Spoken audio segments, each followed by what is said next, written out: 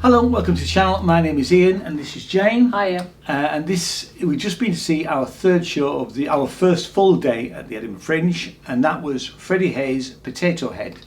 Now, I have some connection with this young lady in the sense that we're actually Facebook friends, although we never physically met until today. Oh, right. You didn't tell her who you were. No, I wasn't going to do okay. that. That might have thrown her at the beginning there. Actually, I've still got my potato, I think. More about that in a minute. Yeah.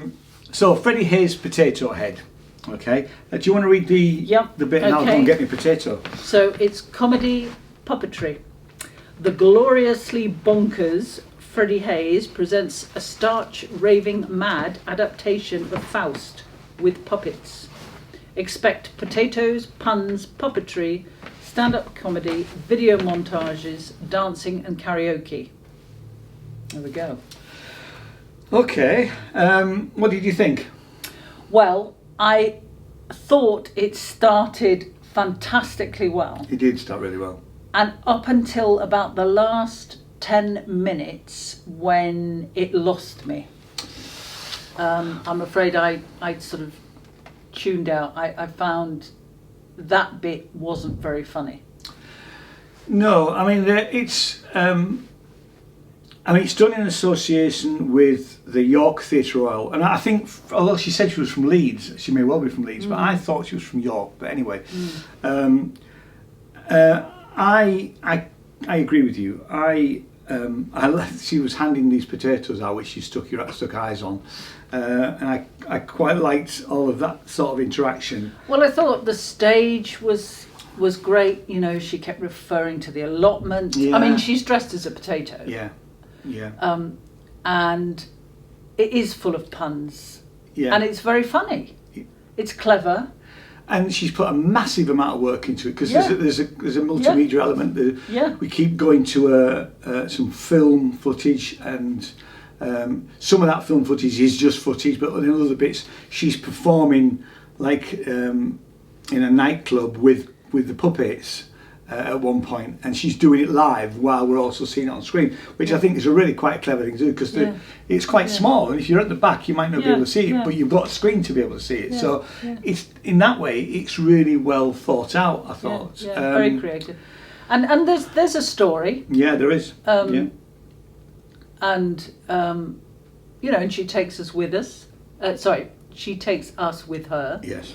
Through that, again, there's audience participation, and everybody's up for it, and it's great fun. I liked the bit where she would break out a character, take the top of and just always be herself. Yes. Really. Yes. And because she gave us a little bit of insight about going and having 3 years at puppet school and things like that. Yeah. I would have liked a few more of those bits. There was only really 2 bits, wasn't there? Yeah. I liked that sort of changed where she wasn't being Charlotte the potato, she was actually being herself. Now that's interesting because when she was telling us about the puppet school and all of that was obviously true.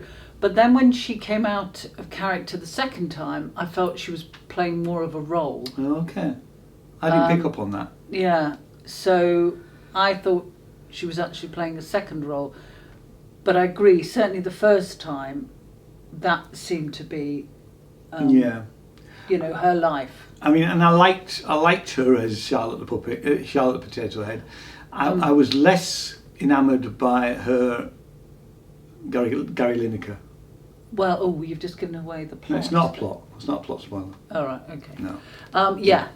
That was the bit that just was. And that is towards the end, isn't it? It just, well, for me, it didn't work.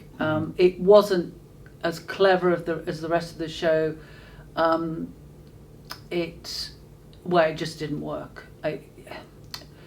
To say it was sort of silly, it didn't work for it. It might not have worked for us, but actually it might work for other people. Oh yeah, exactly. That's why I'm saying that. And I just felt it was a shame because it wasn't on the same level as the majority of the show. But yeah, that was a shame. I felt. Yeah, for me. So, stars? Oh, well, up until the last bit, I would have gone for a 4 because I thought it was incredibly creative. But I think I'm going to go for a 3. I think I would also go for a 3 as well. I think it's a good. I mean, again, we've said this in other videos. It's right at the beginning of the Fringe. Now, it may slightly change as Freddie. I mean, she's obviously worked on it, but I mean, she may decide, to, like comedians sometimes do, they'll change bits that they feel like maybe aren't working as well. I don't know how practical that is when she's put so much work into it, you know, and you can't take away from the fact that it's a really, you know, she's worked incredibly hard to get it to where it is, really, you know. But who knows, really? It might be. You know. I mean, it's on at the Pleasance Courtyard. It's Pleasance Below, and it's on at 2 o'clock, and it's on. It's on right the way through till the 29th, yeah. Apart from the 15th, it's not on the 15th. The 2 for 1 days are 8th and 9th. Okay? Yeah.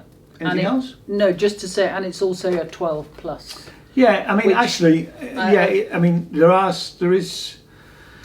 It's not for kids, although it's puppets, it's definitely not for kids. And I would say maybe even 12 is pushing it slightly with some of the jokes. Yeah, I think maybe 14. Yeah. There is some slightly innuendo sexual content, I would have said, about it. Anyway, I mean, it's difficult. That's up to but it's down at a 12 plus. I mean, and it's plus. So if you're taking a 12-year-old, they've got to go with adults, like a cinema, isn't it? I suppose, really. Yeah. But I mean, if it was our kids, it would be. I think it would be 14, really. Yeah. But yeah. Okay. Okay. So thanks so much for watching, and we'll see you in the next video. Cheers now. Bye-bye. Bye.